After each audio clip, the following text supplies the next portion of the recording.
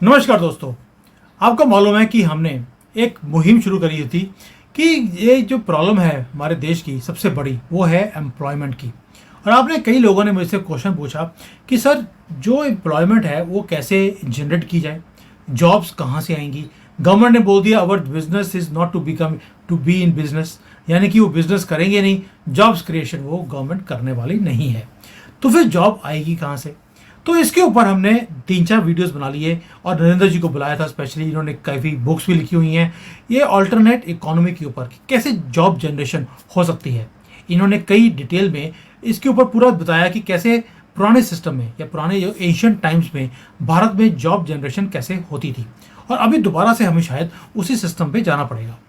अब last time youth के लिए बात आई या रिटायर्ड लोगों के लिए बात आई तो इन्होंने बोल दिया कि भाई पेड़ लगाओ, बहुत अच्छा काम है, आप साथ में चक्की चलाइए तो भी उससे भी हेल्थ भी ठीक रहेगी और जॉब भी आएगा, इनकम भी आएगी। तो लोगों ने बोला सर अब हम इस उम्र में आकर या इतना पढ़ लिख कर हम चक्की तो चलाने वाले नहीं हैं, तो इसलिए हमें कोई और अल्टरनेट सिस्टम भी बताइए जहाँ पर जॉब्स क्रिएट हो सकती हैं। कई लेडीज़ ने बोला हमें कि भाई हम क्या करें, हम हाउस वाइफ्स हैं, पढ़ी लिखी हैं, हमें भी जॉब चाहिए। कई रिटायर्ड लोगों ने बोला कि हमें भी जॉब का चाहिए ताकि हम बिजी रह सकें, पैसे का इनकम का सोर्स तो है हमारे पास पेंशन आती है, या कईयों के पास पेंशन भी आती नहीं है, उन्हें भी इनकम सोर्स चाहिए। तो इसके ऊपर डिटेल में बात करेंगे आज नरेंद्र अग्रवाल जी से। बड़े ही सुलझी हुई बात करते हैं। सर सबसे पहले जय Shri Ram. Namaste, Jai Sri Ram. Thank you for calling me again. And it is my pleasure and privilege also to talk about employment in detail, which we have last 20 years. Because ये सबसे बड़ी problem मेरे साथ होती थी कि जो भी मेरे अड़ोस पड़ोस के लोग होते थे, दोस्तों के भाई, सर अंक नौकरी लगवा दीजिए, ये प्रॉब्लम है, इस पे हम काफ़ी तौर पे आए। तो इस पे चर्चा करने में मुझे खुशी भी होगी और हमारे ये प्रयास भी है कि जॉब लगे, सबकी लगे, ऑन डिमांड जॉब्स अवेलेबल हों या रादर जॉब्स अवेलेबल हों, करने वाले की मर्जी हो, पैसा थोड़ा कम ज़्यादा हो सकता है। तो धन्यवाद आपको कि आपने हमें आज पुनः याद किया। सर टॉपिक ही इतना इम्पोर्टेंट है और करने को हम पहले भी कर सकते थे, but you know we were going through sudden problems in my life, तो मैं नहीं कर पाया हूँ। बट आज इसको मुद्दे को पकड़ते हैं कि जो यूथ है आज पढ़ लिख गया है, पढ़ने लिखने के बाद अब उसे जॉब चाहिए, जॉब मिलती नहीं है, अगर आती भी है तो कुछ हज़ार जॉब निकलती हैं, लाखों लोग उसको लेने के लिए अप्लाई कर रहे होते हैं। ये सारी जो वर्क फोर्स है इसको कैसे हम आगे भारत के अंदर यूटिलाइज कर सकते हैं? कोई तो तरीका निकालना पड़ेगा कि करोड़ों लोग, ऑलमोस्ट 1.5-2 करोड़ लोग हर एक साल ऐड हो जाते हैं वर्क फोर्स में। इतनी जॉब तो कभी भी कोई गवर्नमेंट क्रिएट नहीं कर सकती। Then what should these people do? Sumit ji, ये प्रश्न बहुत अच्छा है। 2-3 चीज़ें इसमें बताने की इच्छा हो रही है। पहले तो ये जो करंट गवर्नमेंट है भारत की, सफिशिएंटली सेंसिबल लगती है, स्ट्रांग लगती है और एक्सपेरिमेंटेशन से घबराती नहीं है रिजल्ट कुछ। तब ये पहली चीज शुरुआती तौर पे कि जॉब देने की रिस्पॉन्सिबिलिटी किसकी है।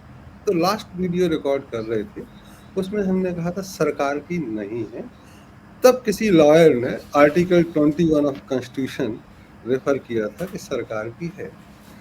और अगर हम फिर से आर्टिकल 21 को देखें तो it nowhere gives guarantee of employment, it's gives guarantee of life and respectable life. Supreme court ने अपना एक जजमेंट दिया बट वो ऐड नहीं हुआ और उसको कोई मानता भी नहीं। What best government did to give respectable life के 80 करोड़ लोगों को फ्री राशन दिया। जिस देश में 80 करोड़ लोगों को फ्री राशन दिया जा रहा है तो एम्प्लॉयमेंट का क्या सिनेरियो होगा ये तो अंदाज लगाया जा सकता है। अगर लोगों के पास एम्प्लॉयमेंट होता तो कम से कम फ्री राशन की लाइन में तो नहीं लगते, मतलब उनकी लाइफ तो अच्छी नहीं। तब आता है कि जिम्मेदारी किसकी है। तो अगर बहुत पहले देखें, शुरुआती तौर पे जब सिविलाइजेशन बना, जब सरकारें भी नहीं थी, तो सरकारें के पहले ये जिम्मेदारी समाज लेता था कि समाज में सबको काम देने का जरूरत है, कि जिससे जो जैसा काम कर सकते उसको उस हिसाब से काम दे और उसके खाने की और दूसरी रिक्वायरमेंट जैसी है वो उसको मुहैया कराए।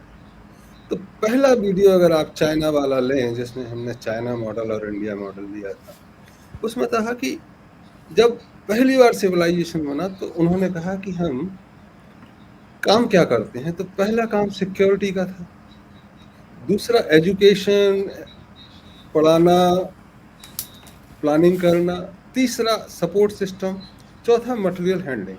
तो हमने डीप में काफ़ी डिटेल डिस्कशन सिक्योरिटी का किया था, और उसमें आपको बताया था कि 32 करोड़ लोग देश में सिक्योरिटी कंसर्न में जुड़े रहेंगे, जिसमें 25 से 50 वर्ष की उम्र में जितने लोग हैं वो डायरेक्ट सिक्योरिटी में होंगे। और भारत में अगर नॉर्मल सिक्योरिटी गार्ड की तनख्वाह लगाई जाए तो जो 15,000 रुपये दिल्ली में मिल रहे हैं, उसको हम बजट में, जो आज 52 लाख करोड़ का है और पैरेलल बजट भी चलता है काला धन का जो कहते हैं, तो 1 लाख करोड़ के बजट में 14 से 15% बजट एक्सपेंडिचर में 8 करोड़ लोगों को रोजगार दे सकते हैं। लेकिन ये रोजगार सरकार नहीं देगी, ये समाज देगी। अनफॉर्चुनेट पार्ट होता है कि जब गुलामी होती है, जब देश गुलामी के कगार पे गुजरता है, तो वो कहते हैं कि अगर व्यक्ति को तोड़ना है तो सबसे पहले उसका फेथ तोड़ दो। If you want to destroy somebody, break his faith और her faith, and best way to destroy faith is to destroy faith centre. तो जो धर्म के केंद्र हैं उनको तोड़ दिया जाता है। तो धर्म के केंद्र को तोड़ने के साथ मतलब ये होता है कि जो उसमें एक्टिविटी हो रही हो वो नहीं होगी। अब आज की डेट में मंदिर सिर्फ भगवान से भीख मांगने का, पूजा करने का, पंडित जी से प्रसाद लेने का और बाहर आके भिखारियों की एक जमावड़ा देखने का, ये रह गया। पूर्व में अगर देखें तो मंदिर was a centre of local administration, और इस लोकल एडमिनिस्ट्रेशन को मेंटेन करने के लिए एक पूरी की पूरी कवायद थी कि मनी डिस्ट्रीब्यूशन कैसे हो। तो पैसा इज इम्पॉर्टेंट। जब भी हम जॉब का प्लान करें और किसी भी चीज़ का प्लान करें, तब पैसा कहाँ से आएगा इस पे हम चर्चा करें। तो जो भी वकील साहब लोग और बाकी लोग इकोनॉमिस्ट कहते हैं कि सरकार को देना है इसको, उसका पैसा कहाँ से आएगा। तो राइट फ्रॉम फर्स्ट इंटरव्यू हमने कहा था कि इतना पैसा आएगा, और इस समाज में जो डिस्ट्रीब्यूशन है हमारा, सनातनी परंपरा कह लो या धर्म की परंपरा, कि 12% mother, 12% father, 12% son daughter, self wife, 12% समाज और 12% सरकार। तो जो 12% का पैसा आता वो समाज का हिस्सा होता है। वो मंदिर, गुरुद्वारा जो भी कहें, वो एक इकोनॉमिक लोकल सेंटर होता, उस पर रोजगार की गारंटी होती है। सरकार का काम है सीमाएं मेंटेन करना, फॉरेन रिलेशनशिप करना, डिजास्टर्स मैनेजमेंट करना, और न्यूक्लियर जैसे जो आजकल नई चीज़ें हैं उसको मेंटेन करना, ये सरकार के काम है। और सेलिब्रेशन करना, नेशनल सेलिब्रेशन वगैरह को इंटर करना, ये सरकार के काम है। तो अभी सरकार के काम लगते हैं कि समाज के हो गए, समाज के काम सरकार के। समाज कम से कम बिखर गया। अगर आप गांव में जाएंगे तो समाज कहाँ है, तो कोई कौन सा समाज, ब्राह्मण समाज, क्षत्रिय समाज, बनिया समाज, मुस्लिम समाज, क्रिश्चियन समाज, समाज की डेफिनेशन खत्म हो गई। जबकि समाज तो जो आज है पास में वही समाज है, उसमें सारे जाति धर्म सब शामिल हो जाएंगे। एक गांव मतलब एक समाज पूरा। तो समाज की डेफिनेशन गायब हो गई, इसलिए ये सब चीजें प्रॉब्लम। तो जब हम कह रहे हैं कि सिक्योरिटी का जॉब, जो मतलब 6 से 6.5% पॉपुलेशन का 8 करोड़ दे सकते हैं, वो दे सकते हैं। उसमें जो बुजुर्ग लोग होंगे वो सिक्योरिटी सिखाएंगे, जो मिडिल एजेड होंगे वो सिक्योरिटी मैनेजमेंट करेंगे, और जो बच्चे होंगे वो पढ़ेंगे, और डायरेक्ट जो लड़के लड़कियां हैं वो सिक्योरिटी में। तो 8 करोड़ लोग अगर सिक्योरिटी में होंगे तो बेसिकली 8 करोड़ अग्निवीर आप इकट्ठे कर रहे हैं। जो 40-50 हज़ार 80 हज़ार की सरकार बात कर रही थी, 80 हज़ार की बात नहीं, वो 8 करोड़ की बात हुई। और आज जैसा भी ग्लोबल सिनेरियो चल रहा है जिसमें युद्ध की कवायद और बहुत सारी चीज़ें हैं, तो सबसे पहले सिक्योरिटी कंसर्न, उसमें 8 करोड़ लोगों को रोजगार दिया जा सकता है। जो अल्टरनेट इकोनॉमी के टॉपिक नंबर 11 में जॉब एम्प्लॉयमेंट में, और सिक्योरिटी वाला economy of war, economics of war and economic warfare नाम का टॉपिक है, उस डिटेल में दिया हुआ है, आप देख सकते हैं। ये एक चीज हुई। तो ऐसा नहीं कह सकते कि हम पेड़ लगाने के बारे में बात किए चक्की चलाने में। हालांकि पेड़ लगाने और चक्की चलाने में भी बता दें कि अगर पेड़ लगाएंगे तो बेसिकली आप शिफ्टिंग टू एग्रो फॉरेस्ट्री। तो जो लॉजिस्टिक्स होगा, जो पेड़ों का फल निकलेगा, जो लकड़ी का डिस्ट्रीब्यूशन होगा, जो कार्बन इम्प्रिंट्स की बात करते हैं या ऑक्सीजन लेवल बात करते हैं शिफ्टिंग की, इसमें तो सारे कंप्यूटराइज ही कार्यक्रम होता है ना। प्राइमरी वर्क फुट पेड़ लगाना होगा, बट उससे जनरेट जितने भी सेकेंडरी वर्क होंगे उसमें पढ़े लिखे लोग लगेंगे, मैनेजमेंट में है। मान लो आप जंगल लगाते हैं तो फायर डिपार्टमेंट भी होगा, डिजास्टर्स मैनेजमेंट भी होगा, उसमें लॉजिस्टिक के हाँ इतने फल इकट्ठे हुए, कोल्ड स्टोरेज भी होगा, डिस्ट्रीब्यूशन होगा, कोल्ड स्टोरेज, ये सब सपोर्ट जॉब होते हैं। तो व्हेन वी टॉक कि पेड़ लगाना है, इट्स नॉट ओनली पेड़ लगाना। जब हम चक्की चलाने की बात करते हैं तब आटा का डिस्ट्रीब्यूशन होता है, आटे का बेचना होता है, गेहूं का बेचना होता है, पूरी लॉजिस्टिक्स इन्वॉल्व होती है।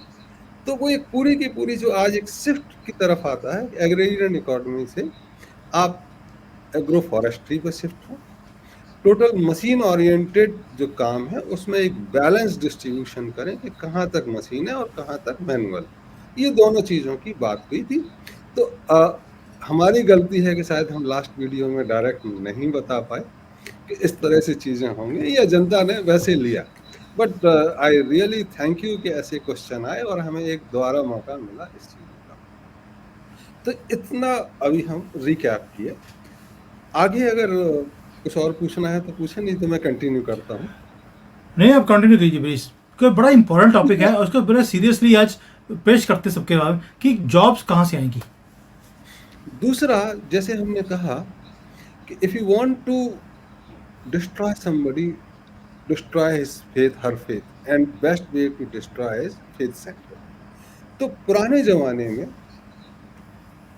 शाम को बच्चे कहते थे मंदिर चलें, और बुजुर्ग उन्हें ले जाते थे। तो इट्स नॉट कि दर्शन करने जा रहे हैं, बिकॉज मंदिर में एंटरटेनमेंट की फैसिलिटी होती थी। तो सारा का सारा एंटरटेनमेंट मंदिर में होता था, सारा का सारा स्पोर्ट्स एक्टिविटी मंदिर में होती थी। तब वो बच्चा मंदिर जाता था, खेलना है खेल सकता, देखना है देख सकता है।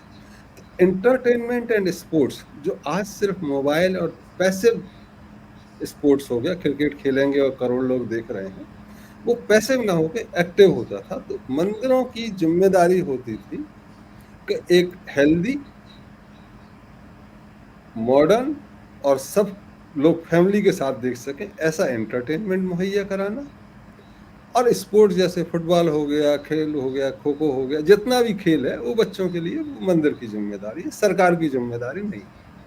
तो इस पूरे के पूरे काम में जो बुजुर्ग लगते थे और महिलाएं लगती थी, स्पेशली एंटरटेनमेंट में, कि हाउसवाइफ हैं, दिन भर काम किया, शाम को देखने चले गए। और अगर आप आदिवासियों को देखें तो उनके यहाँ सारे लोग एंटरटेनमेंट करते हैं शाम को। अगर आप छत्तीसगढ़ के जसपुर वगैरह में जाएं और अगर आप शादी वगैरह में देखें तो बैंड 100 लोगों के बैंड होते हैं, 70-80 लोगों का बैंड चला आ रहा है।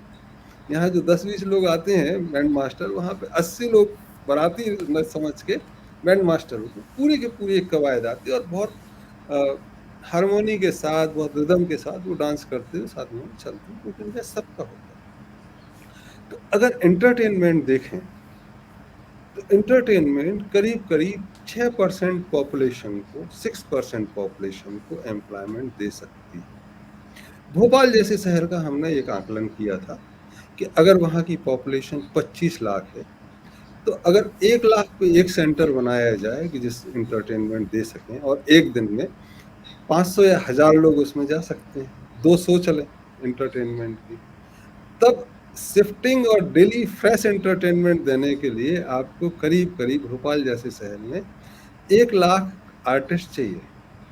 तो इतने सारे आर्टिस्ट के साथ सपोर्ट सिस्टम भी आएगा, साइकिल रिक्शा वाला है, टेम्पो वाला है, खोमचे वाला, ये सब आएंगे। तो वहाँ पे डेली एंटरटेनमेंट देने के लिए 6% पॉपुलेशन मतलब 1 लाख लोग आपको सिर्फ भोपाल जैसे शहर के एंटरटेन, और ये सब लोकल होगा। तो आज जो फ़िल्मों में और टीवी पे और सोशल मीडिया पे डिपेंडेंसी है, वो डिपेंडेंसी खत्म होगी। जो पोर्नोग्राफी चल रही है और मोबाइल पे सोशल मीडिया पे लोग पड़े हुए हैं, वो लाइव मीडिया चलेगा, आपकी डिपेंडेंसी उस पे है। और ये प्रयोग किए जा सकते हैं, और ये सरकार के बिना भी किए जा सकते हैं। सरकार अगर सहयोग करेगी तो जल्दी हो सकती। तो आज इस चर्चा में ये कहना कि सरकार का काम एंटरटेनमेंट पे टैक्स लगाना नहीं है, सरकार का काम है कि लोग एंटरटेन्ड रहें, जिससे कि सड़कों पे जो दंगा फसाद होता है और दूसरी चीजें होती हैं वो ना हो। और ये पूरी धर्मनिरपेक्ष तरीका से होना चाहिए। ऐसा नहीं कि मस्जिद का अलग चल रहा है, मंदिर का अलग चल रहा है, गुरुद्वारे का। एक होलसम लोकल म्यूजिक समाज जो हमने शुरू में डिफाइन किया कि एक गांव का पूरा होलसम, वहाँ पे आप किसी भी तरह का बच्चों के लिए, और जाहिर तौर पे अगर सामूहिक होगा तो एक सिस्टम, एक शिष्टाचार की कोशिश तो होगी होगी। तो ये एक 6% पॉपुलेशन आप समझ रहे हैं ना, अगर देश में देखा जाए तो 140 करोड़ में 6% मतलब 8 करोड़ लोगों को ये रोजगार देता है एंटरटेनमेंट। 8 करोड़ लोग सिक्योरिटी में चाहिए। तो ये दो मोटे मोटे हैं। और एग्रो फॉरेस्ट्री की जो बात की थी उसमें अगर मतलब लोग चर्चा करें तो उसमें करीब करीब 2 से 3% लोग फॉरेस्ट्री में, चक्की चलाने में 2-3% लोग, ये एक मोटे मोटे कवायद पे अब 18 से 19% लोगों को जॉब दे सकते हैं। अब आज की डेट में मान लो मुझे जॉब की जरूरत नहीं बट एंटरटेनमेंट की जरूरत है, तो मैं शाम को देखूंगा। सो चक्की चलाना is not only A job, it's a time pass also. कि जो बुजुर्गों को, या इंग्लैंड का एग्जांपल लिया, जो आप बता रहे हैं ना, उसमें कई चीज़ें ऐसी हैं जो मैं चाइना के अंदर देखता हूँ। यहाँ पर फॉरेस्ट लगाने का काम बहुत बड़े लेवल पर है। आम जो स्कूल के बच्चे हैं या कॉलेज के बच्चे हैं उनको लेके जाया जाता है डेजर्ट्स के अंदर। इवन की जो फॉरेस्ट के एरियाज़ हैं वहाँ पर पेड़ लगवाए जाते हैं। उनको बोला जाता है कि यू ओन दिस प्लांट, तो उसको देखते हैं आके हर एक महीने के बाद कितना ग्रो हुआ, एक ओनरशिप की फीलिंग आती है। और उसके बाद इतना बड़ा इकोसिस्टम बन गया है कि अब जो जो यहाँ पर जो पहाड़ भी हैं उनको मेंटेनेंस के लिए उन्होंने बुजुर्गों को लगा दिया कि भाई आपको इतने पैसे मिलेंगे, आपने जो जितने पहाड़ हैं यहाँ पर वो सारे वेल मेंटेन्ड है, घास कटी हुई है, वहाँ पे फल फ्रूट निकलता है, वो इकट्ठा करके उसको मार्केट में भेजते हैं। एंड अभी तो इतनी पैदावार हो गई है कि यहाँ पर रखने की जगह नहीं है इनके पास, चाइना के पास। So what you are saying I can understand now कि भाई आप वही मॉडल बोल रहे हैं जो यहाँ पर मैं ऑलरेडी देख रहा हूँ चाइना में। And it's a huge model, ये छोटा मॉडल नहीं है जो लोग सुन रहे हैं। For them it might look like यार कौन सी बातें बोल रहे हैं, but it's a huge ecosystem जिसमें करोड़ों लोगों को एम्प्लॉयमेंट मिला हुआ है और कंट्री भी साफ रहती है। तो फिर से अभी बीच में आए पेड़ लगाने पे थोड़ा सा, जैसे बिहार जैसी जगह है वहाँ इंडस्ट्रीज बिल्कुल नहीं। एक जमाने में सुना जाता था कि जो भी फॉरेन आक्रांता आते थे वो गंगा नदी पार करके मगध नहीं पहुंच पाते थे, इतने बीहड़ जंगल होते थे। आज देखोगे प्लेन बैरन लैंड्स, इतनी उपजाऊ जमीन होने के बाद भी पेड़ नहीं है। तो अगर बिहार पेड़ लगाता है और फ्रेश ऑक्सीजन भेजता है तो कोई लेन देन हो सकता है दिल्ली और बिहार के बीच में, कि आप इंडस्ट्रीज का धुआं भेज रहे हो, हम फ्रेश एयर भेज रहे हैं। आप सामान भेज रहे हो, या मान लो दूसरा फ्रेश एयर, तो फ्रेश एयर को एक कमोडिटी, अगर सही शब्द नहीं होगा बट एक एक्सचेंज की बात करें तो जो फ्रेश एयर भेज रहा है उसको कुछ तो मिलना चाहिए। जैसे अमेजोन के जंगल हैं, अगर वो दुनिया के लंग्स हैं तो उनको हमें कुछ भेजना चाहिए पैसा कि भाई आप फ्रेश एयर मेंटेन कर रहे हो and we owe this, because वैसे चलता है। तो ये 3-4 तरीके के हो गए। एंड आई थिंक मतलब चाइना में चल रहा है, एंड आपने चाइना का एग्जांपल दिया, भारत भी कर सकता है। और सरकारों से मतलब आग्रह तो हम बहुत पहले से कर ही रहे हैं, 1 बरस से, जब से अल्टरनेट इकोनॉमी किताब आई है। I make it A point कि G20 के लीडर्स को भेज दिया जाए, और करीब 10-12 हज़ार लोगों को तो हम मेल करे हैं वो किताब, और वो फ्री है। बिकॉज चीज़ों को अगर होना है तो कम से कम एजेंडा और मैन्युस्क्रिप्ट या जो भी बुक्स तो फ्री होनी चाहिए, तो वो फ्री है। अब इसके बाद एक दूसरा एम्प्लॉयमेंट का देखते हैं कि आज आप कहीं चले जाएं, इतना इंफॉर्मेशन भरा हुआ है गूगल में, but right kind of information available नहीं, कि भाई ये सरकार ये कर रही है, लोकल में ये है, वैसे ये। तो एक जो पहले जमाने में होता था कि every place used to have एक इंफॉर्मेशन सेंटर होगा, विजडम सेंटर होगा, जहाँ कोई समझ की जानकारी चाहिए है आपको, कोई किचन की जानकारी चाहिए है, कोई मार्गदर्शन चाहिए है, कोई सलाह चाहिए, तो एक वो विजडम कम रिसोर्स सेंटर होता था। कि आपको मान लो आज ऐसी हालत है कि मैं अगर मुंबई जाऊं और मेरा पर्स चोरी हो जाए, तो मुझे समझ ही नहीं आएगा कि दिल्ली तक आने के लिए किराया किसके पास जाऊं।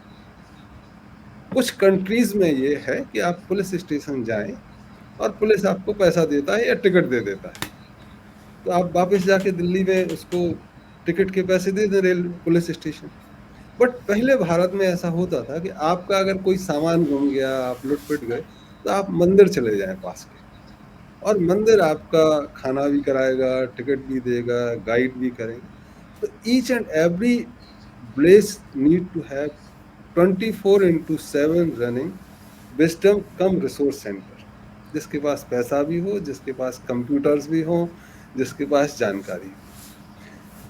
तो ये 2 से 3% लोग अगर पूरे टाइम फुल टाइम देना है और 10,000 की पॉपुलेशन है, तो अगर 2-2 लोग भी लगे, एक लेडीज एक जेंट्स राउंड द क्लॉक, तो मिनिमम 6 लोग तो चाहिए ही है एक गांव में 10,000 पे।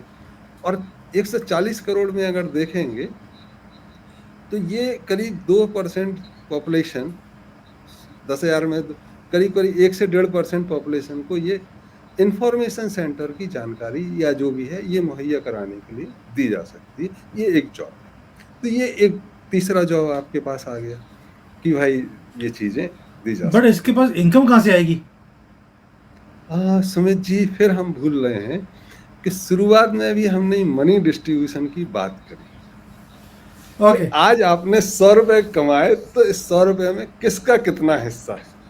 तो इसमें 12% समाज का जो हिस्सा है वो समाज मुहैया कराएगा, और समाज की कुछ जिम्मेदारी है। 12% सरकार लेगा तो सरकार की जिम्मेदारी। तो उस 12% से ये, अब आप कहेंगे कि ये बहुत बड़े परिवर्तनों की बात है, इस शुरुआत कैसे होगी, इस पे एक प्रश्न आ सकता है। तो शुरुआत मैं जैसे अपने घर में देखता हूँ कि मैं जो भी कमा रहा हूँ 12% पेरेंट्स अब नहीं है, तो पेरेंट का पैसा कहाँ है?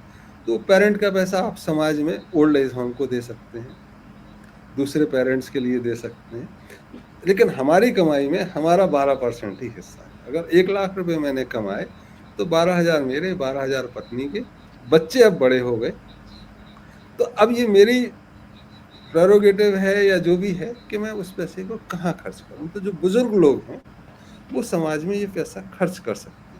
अभी सरकार टैक्स बढ़ाए जा रही है। यहाँ एक चीज ध्यान आती है कि चाइना में एक जो ग्रेट मास्टर हुए लाओ त्से, 2500 वर्ष पहले हुए, उनकी पोएम्स हैं 81 पोएम है, वो 81 सब्जेक्ट हैं। तो उसमें एक पोएम आती है कि वाई पीपल आर पुअर, जनता गरीब क्यों है? तो उनमें कहते हैं राजा ज्यादा टैक्स ले जाती है, राजा ज्यादा कर वसूल लेती है, इसलिए जनता गरीब। उस पर हमने एक किताब एडिट भी करी है, धारयति धर्मा, जो 2500 वर्षों में पहली किताब उनकी रिविजिट हुई है। वो भारतीय मानस के हिसाब से कैसी हुई, चाइनीज सिस्टम भारतीय सनातनी परंपरा में या धार्मिक परंपरा में कैसे आएगा। धारयते इति धर्मा किताब का नाम है, कल्पना सेंगर ने वो लिखी है, मैंने गाइड की है, एडिट की। तो उसमें आता है कि सुसाइड क्यों करते हैं लोग, जैसे फार्मर सुसाइड करते हैं, बिकॉज लाइफ बहुत ज़्यादा डिमांड करती, समाज बहुत ज़्यादा डिमांड करती, और होता कुछ नहीं है।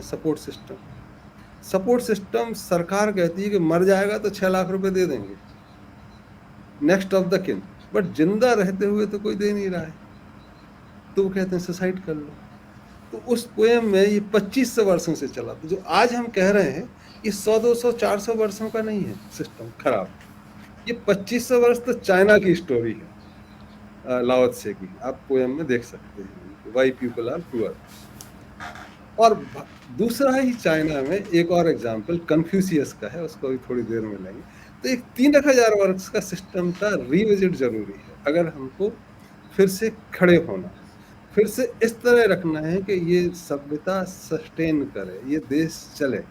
तो उस प्रयोगों पे हमें उठना पड़ेगा, उन पे चर्चा करनी पड़ेगी, स्थानीय स्तर पे, प्रादेशिक, राष्ट्रीय और अंतर्राष्ट्रीय स्तर पर करनी पड़ेगी। तो ये हम आग्रह पहले भी किया, पुनः आग्रह करते हैं कि इन चीज़ों पे अल्टरनेट इकोनॉमी जो मॉडल है उस पर चर्चा करें। तो रोजगारों की कमी है नहीं, तो इतना तो हम कह सकते हैं। और रोजगार के बारे में बताएं या इतना ही काफ़ी है? नो, अमित जी। बिकॉज क्या है कि ये रेवोल्यूशनरी चीज़ें हैं, जो आइडियाज़ हैं वो कई बार ऐसा लगता है कि पॉसिबल कैसे होगा। बट जैसे आपने बोला कि मैं दोबारा से बोल रहा हूँ कि मैंने कई कंट्रीज़ में देखा है कि एक्सटेंसिवली मैंने ट्रैवल किया है कि वहाँ पर जैसे सिक्योरिटी का बात करा आपने कि जैसे चाइना है, इवन बाकी कई का और कंट्रीज़ हैं जो कम्युनिस्ट कंट्रीज़ होती हैं, वहाँ पर हर सोसाइटी के अंदर आपको सिक्योरिटी गार्ड मिलते हैं जो 24 घंटे वहाँ पर सिक्योरिटी गार्ड गेट पे बैठा रहता है। वो होता है पुलिस का आदमी, लेकिन सोसाइटी पे करती है। जैसे हमारे भी सोसाइटीज़ में भारत के अंदर वहाँ पर सिक्योरिटी गार्ड होते हैं, लेकिन वो प्राइवेट सिक्योरिटी गार्ड है। यहाँ पर वो पुलिस की वर्दी है उसके पास, चाइना में और बाकी कम्युनिस्ट कंट्रीज में ट्रेनिंग पुलिस से ली हुई है, और उसके बाद वो वहाँ पर काम कर रहा है जिसकी सैलरी आती है सोसाइटी से। यानी कि करोड़ों लोग इसके अंदर काम कर सकते हैं जो पूरे सिक्योरिटी का काम करेंगे। उससे जो लॉ एंड ऑर्डर का प्रॉब्लम है वो भी कम होगा, चोरी चकारी भी कम होएगी। तो एक इतना जो स्ट्रेन आता है हमारी रिसोर्सेज के ऊपर वो भी कम होगा। बात आप सही कह रहे हैं कि पेड़ लगाना सिर्फ पेड़ लगाना नहीं है, पूरा इकोसिस्टम है। सिक्योरिटी गार्ड सिर्फ सिक्योरिटी गार्ड नहीं है, इसकी पूरी मैनेजमेंट है एक पीछे जो करनी पड़ती है। तो दीज आर रेवोल्यूशनरी आइडियाज़, कहीं ना कहीं तो शुरू करना पड़ेगा। और आपने बोला कि ओल्ड टाइम्स में जो मंदिर होता था वो सारी चीज़ों को देखता था, अभी कौन देखेगा? तो व्हेन यू से सोसाइटी देखेगी, सोसाइटी मीन्स व्हाट? हाँ, दिस इज मतलब लाइक एक धर्म का पुनरुद्धार की बात अगर हम आप मेरा लिंक्डइन वगैरह देखें और पीछे भी कही कि एक धर्म का पुनरुद्धार चाहिए, और धर्म संस्थानों का भी पुनरुद्धार चाहिए कि आप धर्म संस्थान। तब यहाँ पे जो धर्म के बीच में खाई है, हिंदू मुस्लिम ईसाई जो भी है चीज़ें चल रही, तो एक बेसिक ब्रॉडर डिस्कशन चाहिए। अनफॉर्चुनेट पार्ट है कि लास्ट 3000 या 3300 वर्षों में जितने भी धर्म हुए उन्होंने इकोनॉमिक्स की बात ही नहीं की। इकोनॉमिक्स मार्केट फोर्सेस को छोड़ दिया या गवर्नमेंट के ऊपर छोड़ दिया, चाहे बौद्ध हो, जैन हो, क्रिश्चियन हो, ज्यूज हो, मुस्लिम हो और बहाई हो, सिख धर्म हो। They left completely economics to the market forces. अब जब आप मार्केट फोर्सेस को देखो तो अगर मैं मंदिर जाता हूँ और मैं कुछ डिमांड करता हूँ और भगवान जी मुझे नहीं देते हैं तो मैं बैरंग वापस आता हूँ खाली। अल्लाह ताला के पास गया और खाली वापस आएगा, फिर मुझे वही झेलना। तो समाज में धर्म के प्रति आस्था खत्म हो गई। जितने भी धर्म हिंदुओं में अभी नहीं है, बेसिकली सनातनी व्यवस्था में थी, जो आज हिंदू दिखाई दे रहे हैं उसमें भी ये सिस्टम की बात नहीं होती कि भैया रोजगार कौन देगा। भगवान जी सिर्फ प्रसाद लेके आ गए, चन्नामृत लेके आ गए या कुछ और लेके आ गए, भभूत लेके आ गए, ताबीज लेके, उससे तो काम नहीं चले। तो एक पूरा का पूरा इकोनॉमिक्स जो सनातन व्यवस्था है वो पूरी इकोनॉमिक्स की बात करती है, इसलिए वो सस्टेन की, उस पर परिवर्तनों की जरूरत नहीं। लोगों ने उसको एम्ब्रेस किया था। सनातन व्यवस्था एम्ब्रेस की जाती है, नॉट कि पर फोर्स आपको सनातनी होना है। तो वो एक पूरा का पूरा एक कवायद की चर्चा है आज की डेट में, जरूरत है।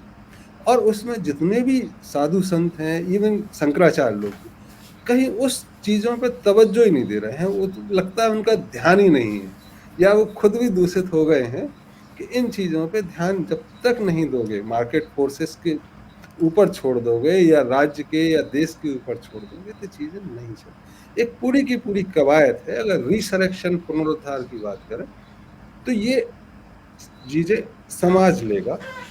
मेरी जिम्मेदारी as a father, as a son, as a brother जितनी है मुझे करनी चाहिए। तो समाज की जिम्मेदारी आज सरकार ने ले ली तो समाज एक खत्म हो गया। तो इस समाज की जिम्मेदारी समाज को लेने की और सरकार को रिस्ट्रिक्ट करके समाज के ऊपर छोड़ने का है। तो पीछे हमने एक बार बात की थी कि स्टेट गवर्नमेंट की ज़रूरत नहीं है, क्योंकि इतने सारे गवर्नमेंट हो गए, पैसा इसी में खर्च हो जाता है। स्टेट गवर्नमेंट की ज़रूरत नहीं, समाज की ज़रूरत है। तो एक लोकल यूनिट, एक नेशनल यूनिट। ये सरकार सेंसिबल है, शायद इस कदम को ले पाए, तब चीज़ें चल जाएँगी। आज भी अगर धीरे-धीरे एंटरटेनमेंट की बात है, जो मेन एंटरटेनमेंट है, जो बुजुर्गों की, महिलाओं के और यूथ जो खाली टाइम है, उनके लिए एंटरटेनमेंट तो आप बिना सरकार की इजाज़त के कर ही सकते हैं। 8% लोगों को रोज़गार दे ही सकते हैं। आप इन्फॉर्मेशन कम गाइडेंस सेंटर मंदिर में, मस्जिद में, गुरुद्वारे में या एक सिटी का एक खोल ही सकते हैं। आप स्पोर्ट्स का शुरुआत कर ही सकते हैं, और पैसा, और सरकार टैक्स लेती है, चीज़ें खड़ी कर रही। आज अगर हम बोलें कि एक मेंबर ऑफ पार्लियामेंट के चुनाव में 10 करोड़ 15 करोड़ खर्च हो जाते हैं एक सेंसिबल कैंडिडेट के, और 3-4 पार्टियां हैं तो 40 करोड़ रुपए खर्च। अगर वो समाज में इतना पैसा वैसे ही फंड कर दें तो शायद वैसे ही जीत जाए, प्रचार करने की जरूरत ही नहीं रहे किसी भी पार्टी को। तो एक नेशनल चीज़ें निकल के आने की उम्मीद मुझे दिखती है। और आज इतने चीज़ों से चर्चा कर रहे हैं, तो पिछले 1.5 वर्षों में मैंने सिर्फ 1 to 1 चर्चा की है। आइसोलेशन में, फॉरेस्ट सॉलिट्यूड में समाज इस बात के लिए तैयार है। समाज कहता है शुरुआत हो, तो शुरुआत एंटरटेनमेंट से हो सकती है, वहाँ लोग बैठेंगे। और आपको एक चीज़ और बता दें कि जो इंडिपेंडेंस मूवमेंट हुआ था भारत का, इसमें महाराष्ट्र में गणेश पूजा शुरू कराई गई। वो इसीलिए शुरू कराई गई कि लोग आके एक साथ बैठें तो चर्चा तो करें। और उस दौरान आप देखेंगे पूरे देश में, गुजरात में गरबा होता है, वेस्ट बंगाल में काली पूजा हो रही है, कहीं पोंगल हो रहा है, कहीं लोहड़ी हो रही है। ये एक त्योहारों को सेलिब्रेशन शुरू किया। तो ये जो हम एंटरटेनमेंट की बात कर रहे हैं, बेसिकली बिगिनिंग ऑफ इनिशिएशन और चेंजेस कह सकते हैं। तो ये 3 चीज़ें कर सकते हैं। आप अगर इजाज़त दें तो एक और लेके प्लीज कंटिन्यू। रोजगार हो सकते हैं। आज अगर आप खाना खाते हैं, तो मान लो गोभी की सब्जी खाई, आलू की सब्जी खाई, जो भी टमाटर, तो इसमें जो रॉ कट के बनता है, जैसे गोभी का फूल लेंगे, बाकी चीज़ें बेकार जाएंगी, उसको आपने डस्टबिन में डाल दिया। और सब्जी खाने के बाद जो बच जाएगी वो आप डस्टबिन में डाल देंगे। कचरा इकट्ठा करने वाला एक दिन बाद आता है, नेक्स्ट डे। कायदा कहता है कि अगर बनाने के पहले खाना जो गोभी का पार्ट बचा है 2 या 3 घंटे के अंदर गाय को दे दिया जाए, तो वो गाय का खाना होता है, वो वेस्ट नहीं होता है। ऐसे ही बचा हुआ खाना अगर कुत्ते को, बिल्ली को और इनको जानवरों को दे दिया तो उनका खाना होता है। आज जो होता है कि सफाई के नाम पे एक दिन बाद आता है, वो पॉलीथीन में इकट्ठा होता है। मैं एक जगह रहा हूँ, 15-20 लोग हम लोग थे, तो रोज लंगर करते थे 3 महीने। 3 महीने में हमारे पास से कोई कचरा नहीं निकलता था। जैसे ही सब्जी कटी, बाहर एक भगोने में डाला, गाय आती थी, खा लेती थी। जैसे ही खाना पूरा खाया तो बाहर रख दिया, कुत्ते वगैरह खा जाते थे, कुत्तों के पास दिया। इवन जो बचा हुआ बर्तनों में अपशिष्ट बचता था, उसको भी अगर हम धो के पानी में बाल्टी में रख दें तो गाय पी जाती थी, वो भी बेकार नहीं जाता। तो जो पहले गाँव में आज भी सफाई नहीं है, वो इसलिए सफाई का प्रोग्राम नहीं है, और तब भी सफाई है वो इसीलिए कि वहाँ कुछ बचता ही नहीं है गंदगी। और शहरों में गंदगी इकट्ठी हो रही है, जिसमें आप एक पहाड़ जैसे बन गए हैं गंदगी। तो अगर हम कचरा या खाने के बाद 2 घंटे के अंदर कलेक्ट करना शुरू करें, तो एक तो सफाई रहेगी और ये रोजगार देगा। और ये गाय, भैंस, बकरी, बिल्ली, कुत्ते, मेंढक, केचुए, पूरा का पूरा इकोसिस्टम को खाना देगा। इस पूरे के पूरे कवायद में 3 से 4% लोगों को नौकरी मिल सकती है। और जो पहाड़ वगैरह बनेंगे, जो पॉल्यूशन इकट्ठा हो रहा है, वो पॉल्यूशन बंद हो जाएगा। यहाँ पे दिक्कत ये आती है कि एक पॉलिटिकल पार्टी जैसे कांग्रेस पार्टी भारत में है, या बीजेपी है फॉर दैट मैटर, तो आज कोई सांसद बन गया तो उसको ऑबलाइज करने के लिए किसी को विधायक बनाना है, विधायक को पार्षद बनाना है, पार्षद को पंच सरपंच बनाना है। तो ये सिस्टम एक शहर में चल भी रहा है, बट वो दूसरे शहरों में इसलिए नहीं पहुंच पाता कि पार्षदों को आपको चुनाव में टिकट देना है, उनको कुछ काम देना है। तो ये पॉलिटिकल सिस्टम अगर सेंट्रल गवर्नमेंट के बाद सीधा लोकल आएगा, स्टेट वगैरह गायब हो जाएंगे, तो इजीली किया जा सकता। उसके बाद भी जो बुजुर्ग लोग हैं, जैसे एक कॉलोनी है या हाउसिंग अपार्टमेंट, तो उसमें शाम को खाना इकट्ठा करें और जो गौशाला है उसको भेज दें, तो ये बुजुर्गों को काम मिल गया, हाउस लेडीज को काम मिल गया। तो एक शहर में उस कंपनी को प्रमोट नहीं करेंगे हम, बट ऐसा सिस्टम लाया जा सकता है और ये पूरा का पूरा इकोसिस्टम मैनेज हो जाए। तो खाना जो कचरा आज दिन में एक बार इकट्ठा करते हैं, वो कचरा 3 बार इकट्ठा करेंगे, एक सवेरे, एक लंच के बाद, एक डिनर के बाद। वो इकट्ठा करेंगे तो सड़कों पे कचरा नहीं दिखाई देगा। बाकी only thing what will remain is a plastic, glass, metal, जो भी है, ये चीज़ें दिखाई दें और ये इजीली सेग्रीगेट हो सकती है। तो एक पूरा का पूरा सिस्टम, इकोसिस्टम, अगर हम 3 बार कचरा इकट्ठा करें तो आराम से चल सकता है। सफाई में एक मुद्दा और है, अगर भारत में आप जाएं तो लेडीज़ों के साथ बहुत प्रॉब्लम है, इवन दिल्ली में। माई वाइफ गोज तो वो सी एंश्योर के पहले वो बाथरूम जाए, बिकॉज शहर के अंदर एक प्रॉपर यूरिनल मिलना, एक प्रॉपर टॉयलेट मिलना भी दिक्कत हो गई। दिल्ली जैसे शहर की बात कर रहे हैं, और पूरे इंडिया में भी यही हाल है। और जो पिछड़े राज्य हैं, बिहार जैसे, वहाँ तो इतनी बदबू आती है बाथरूम में, पब्लिक में, कि people prefer to go in open. उससे कोई, तो ये जो बाथरूम बनाने का सिस्टम है, इसको प्रमोट करके और ये प्राइवेटली मेंटेन हो, तो ये 1 से 1.5% लोगों को रोजगार तो नहीं, बट बिजनेस और रोजगार दोनों मिला के दे सकता है। तो जरूरत है कि एक खाने में अगर 1000 रुपये खर्च कर रहे हैं, तो बाथरूम जाने में 100 रुपये, 50 रुपये तो खर्च करना एक लाजमी। वाई पीपल वांट कि ये फ्री में हो। तो एक प्रॉपर बाथरूम हो, मल्टी स्टोरीड बाथरूम हो, जिसमें इंडियन स्टाइल में कमोड हो, बच्चों के लिए अलग हो, और अगर टॉयलेटरीज भी वहाँ बिकें, सिगरेट भी बिकें, तो लोग वहाँ प्रॉपर बाथरूम हो, नहाने की व्यवस्था है। तो ये एक बहुत बड़ा सेक्टर है जो हम मिस कर रहे हैं। स्पेशली जो तीर्थ यात्रा की जगह हैं, जो बिजी मार्केट हैं, कमर्शियल प्लेसेस हैं, वहाँ ये हो सकता है। नहाने की भी व्यवस्था हो और उसका जो पानी निकले वो सेंट्रलाइज, आप वहाँ पर लोकल वाटर ट्रीटमेंट प्लांट और वो सब कर सकते। तो इतना सारा जो कचरा बहाने का है कि एक जगह शहर का लेकर, उससे बचत होगी। तो ये एक इम्पॉर्टेंट पॉइंट है जिस पे सरकार, बिजनेसमैन और रिलीजियस सेंटर, तीनों को मिलकर काम करना होगा। तो इसमें तथाकथित जाते हैं जो नहीं है, वो उनको रोजगार मिलेगा और एक इकोसिस्टम ठीक होगा। तो ये मोटे मोटे तौर पे अगर इस तरह से चलेंगे तो you will have plenty full of employment. May be salary will not be like कि आप सोचोगे 1 लाख सैलरी और 2 लाख रिश्वत है, इस तरह का अगर आप सोच के चल रहे तो वो सबको कलेक्टर नहीं बनाया जा सकता। 10 बिल्कुल लाख सही कह लोग, रहे हैं। This is somewhere where at least कुछ ना करने से कुछ करना अच्छा है। कुछ बिल्कुल ज़ीरो इनकम से एटलीस्ट कुछ तो इनकम जनरेट कर सकते हैं। एंड ये ऐसे काम है जो मैं अभी मोटा मोटी समझा हूँ कि अगर इसे कलेक्टिवली किया जाए तो it can become a very good business model also, जहाँ पर बिजनेसमैन है, सोसाइटी है, ये सब इकट्ठा कर लोगों को एम्प्लॉयमेंट भी मिलेगा, सफाई भी रहेगी, और एक ऐसा इकोसिस्टम बन जाएगा विच इज़ सेल्फ सस्टेनिंग। और ये बिजनेस भी बन सकता है, इसमें कोई शक नहीं है। सोसाइटी की सेवा के लिए भी कई लोग इसमें जुड़ सकते हैं। जैसे रिटायरीज हैं, कई बार बोलते हैं कि हम बिजी रहना चाहते हैं, हमारे पास काम नहीं है, तो they can join hands in this one, और एक मुहिम शुरू हो सकती है। मुझे याद है कि जहाँ पर मैं रहता हूँ लुधियाना में, मेरे जो घर है वहाँ पर भी एक जो ओल्डीज़ हैं उन्होंने एसोसिएशन बनाया हुआ है कि घर में कोई भी जैसे रोटी है बच गई, अब फेंक देते हैं, तो वो सब कुछ वो इकट्ठा करके वो ले जाते हैं। कोई आलू आटे का पेड़ा है या कोई रोटी बनी है, वो जाकर गौशाला में वो डाल कर आते हैं।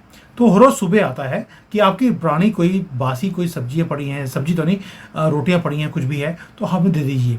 तो ऐसा सिस्टम ओल्डीज़ ने शुरू किया हुआ है ये वाला। So I am just collecting whatever information you are giving, somewhere वो है, लेकिन उसको और तेज़ी से आगे लेके जाया जा सकता है। And it can become a very good scheme. बिल्कुल सही कह रहे हैं आप। एक पॉइंट और यहाँ पे Anything ऐड else? करेंगे, एक पॉइंट और एम्प्लॉयमेंट में, प्लास्टिक वेस्ट की बात करते हैं, वाटर बॉटल्स की बात करते हैं, तो यहाँ पानी पीने में पहले सब जगह प्याऊ होती थी, इंक्लूडिंग रेलवे स्टेशन।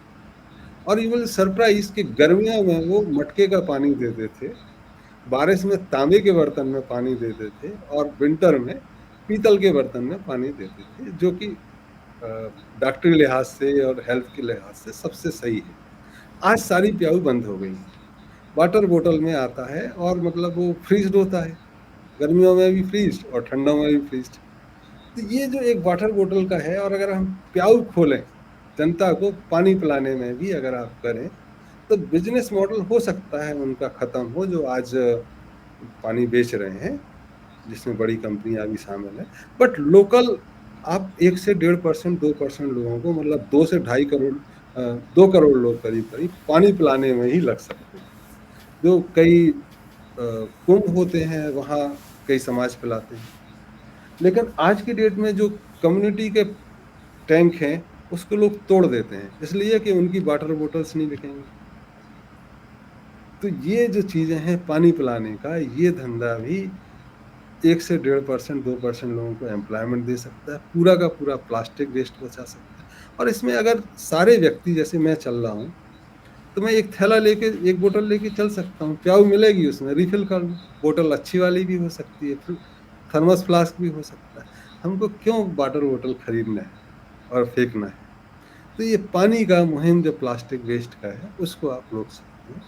और पूरे के पूरे भारत में कम से कम जितने वाटर बॉडीज हैं, वो वाकई में गंदे हो गए, उनकी कईयों पर कॉलोनीज बन गई है। तो वाटर बॉडीज रिवाइव करने में भी एक रोजगार चाहिए है, जो सरकार और समाज मिलके कर सकते हैं। अभी सरकार चाहती है कि चीजें उनकी जनता करे, वो फ्री में कर दे, बच्चों को लगा दें, जैसे चाइना में आप बोल रहे हैं, बच्चों को लगा दिया, पेड़ ऑन करें।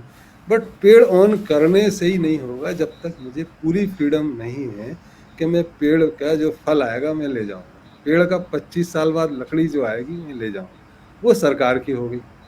पेड़ काटना है तो सरकार से पूछूं। तो जब तक पूरी लिबर्टी नहीं होगी पेड़ के ऊपर, तब तक वो पेड़ लगना कुछ समय तो ठीक है, चल जाएगा, बट वो सेल्फ सस्टेनेबल मॉडल नहीं। तो अगर ट्राइबल्स की बात करें, तो दे हैव ऑनरशिप। तो आपने कभी नहीं सुना होगा कि ट्राइबल्स ने जंगल खत्म कर दिया। वो टहनी तोड़ते हैं, वो पत्ते तोड़ते हैं, वो शिकार भी कर लेते हैं आसपास, बट पूरे के पेड़ जंगल खत्म हुए। जंगल तो मिली भगत से ही खत्म हुए हैं, कि कश्मीर का जंगल है या जितने हिमालय में, तो 1974 तक भारत ने जो एक्सपोर्ट किया, वो चिनार की लकड़ी, 400 बरस पुराने पेड़ बहुत सारे देशों ने खरीदे, और वो ऊपर से गिरा देते थे, पहाड़ के नीचे गिरते थे, वो ले जाते थे। और वो फिर एक सेलिब्रिटी आए, उन्होंने चिपको आंदोलन किया, और चिपको आंदोलन में एक ऐसे पेड़ लगा दिए जो जमीन से पानी सोखते हैं। तो इकोसिस्टम खराब करने उन सेलिब्रिटी ने, वो उत्तराखंड के थे, उन्होंने काम किया। बट रिवाइवल जरूरी है ये चीज़ों का। तो ये जो मुहिम है समाज की तरफ से होनी चाहिए, सरकार को समाज को प्रोत्साहित करना चाहिए, डिस्कशन की ज़रूरत है, और समाज कुछ काम बिना सरकार की इजाज़त के भी कर सकता है लोकल। बट ज़रूरी है कि हम प्रार्थना व्यक्तिगत रखें, जोर जोर से ना चिल्लाएं। तो एक अगर स्लोगन है, प्रेयर इज पर्सनल, प्ले काम करना एक खिलाड़ियों के साथ और पार्टी जनता के साथ। प्रे प्ले पार्टी एक स्लोगन जो मीता में आपको देखने को मिलेगा। कबीर ने भी कहा, खेले वे खाई व ध्यान धरी व। नानक ने भी कहा, काज करो बढ़ चलो। तो पर्सनल अगर हो, ये मस्जिदों में जो शोर हो रहा है, मंदिरों में हो रहा है, गुरुद्वारे में, प्रेयर कलेक्टिव हो गई है, पार्टी इंडिविजुअल हो गई है, और प्लेयर कुछ बचा नहीं, खेल काम बचा नहीं। तो प्रेयर पर्सनल हो, भाई घर में पढ़ के जाओ। मस्जिद में अगर करना है तो एक पानी बांटने का काम ले लो, चक्की चलाने का काम ले लो, मंदिर एंटरटेनमेंट का काम ले लो, तब चीज़ें चलेंगी। तो इस पर एक चर्चा की ज़रूरत है। बट मेरा सबमिशन इस बारे में फर्म है कि अगर हम रिवाइव करेंगे तो हम सस्टेन करेंगे, भारत सस्टेन करेगा। और दुनिया को मार्ग भी दिखा सकेगा। अदरवाइज हम इस कगार पे आ गए हैं कि कितना भी कहते रहें कि जनता परेशान है। 80 करोड़ लोगों को जब आप खाना दे रहे हो, माना है कि 80 करोड़ लोग गरीब हैं, जो 140 में 60% आता है, तो अगर देश की 60% जनता फ्री राशन पे जी रही है तो स्थिति ठीक नहीं है, ये कही जा सकती। तो एक पूरा का पूरा इकोनॉमिक डिस्कशन चाहिए। और एक लास्ट चीज़ कहें कि दुनिया में जितनी इकोनॉमिक थ्योरीज थी, बार्टर सिस्टम से लेके communism, socialism, capitalism, neo classical economic theory थी, ये सब फेल हो चुकी है, डॉक्यूमेंटेड है कि फेल हो गई हैं, लोगों ने एक्सेप्टेंस है। तो इससे कहीं नहीं चल सकता, एक नया अल्टरनेट पर डिस्कशन जरूरी है ही। अब मैं कहूँ कि मैंने लिखी है या मैंने गाइड की है, ये एक भगवान का आशीर्वाद हो सकता है, लेकिन चीज़ें आई हैं तो मैं कहूँगा कि इस पर चर्चा हो, रोजगार मिल सकता है। तो बहुत बहुत धन्यवाद मेरी तरफ से। आपको जो कहना है, आप चाइना में बैठे हैं, काफ़ी रोजगार देख रहे हैं कि इंडस्ट्रीज़ में कैसे मिले, इंडस्ट्रीज़ में एक वर्किंग एनवायरनमेंट हो कि काम के बोझ के तले लोग इतने परेशान हो गए कि सुसाइड करने। एक अर्नेस्ट एंड यंग में हुआ, भारत में कई जगह 14-14, 15-15 घंटे लोग काम कर रहे हैं, तो वो भी एक रेगुलेट होने की ज़रूरत है कि 8 घंटे बहुत है ना? क्योंकि उनका खाना पीना हो सकता है, मेरे को खाना अच्छा मिल रहा है, मैं 12 घंटे काम कर सकता हूँ। जो हैंड टू माउथ है वो 8 घंटे से ज़्यादा करेगा तो गिर पड़ेगा। तो एक रेगुलेशन की बहुत ज़रूरत है जो समाज कर सकता है, और सरकार को समाज को ताकत देनी होगी, तभी देश आगे चलेगा। सो बहुत बहुत बिल्कुल सही कह रहे हैं धन्यवाद। सर, बिल्कुल सही कह रहे हैं आप कि there are so many things to be done जो सोसाइटी कर सकती है, गवर्नमेंट सपोर्ट कर सकती है, लेकिन हम हमेशा देखते हैं कि गवर्नमेंट कुछ नहीं कर रही, और भाई हम क्या कर रहे हैं। तो इसलिए बार बार बोलता हूँ हम क्या कर रहे हैं। और जो लोग सुन रहे हैं, आपने सब देख लिया कि व्हाट आर द प्लान्स विच अग्रवाल जी ने हमारे साथ शेयर करे।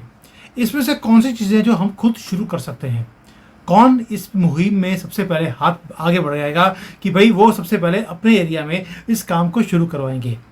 कोई हो सकता है कोई मंदिरों के कोई प्रेसिडेंट हो या जो भी इनकी मैनेजमेंट के लोग हों, एटलीस्ट वो तो अपने मंदिर से एक पावर सेंटर शुरू कर सकते हैं जहाँ पर पूरी सोसाइटी को हेल्प करने का एक मुहिम शुरू हो सकती है। बजाय कि जो पैसा इकट्ठा होता है सरकार वो आपसे निकाल के ले जाती है और डिस्ट्रीब्यूट कहाँ करती है ये आपको पता भी नहीं है। अगर पता भी है तो वो लगता नहीं है कि हमारी सोसाइटी के ऊपर वो पैसे लग रहे हैं। दैट मीन्स कि एक सिस्टम है जो क्रिएट हो सकता है। और जो अल्टरनेट इकोनॉमी का जो पूरा मॉडल समझाया अभी नरेंद्र जी ने, इट इज़ रियली रिमार्केबल।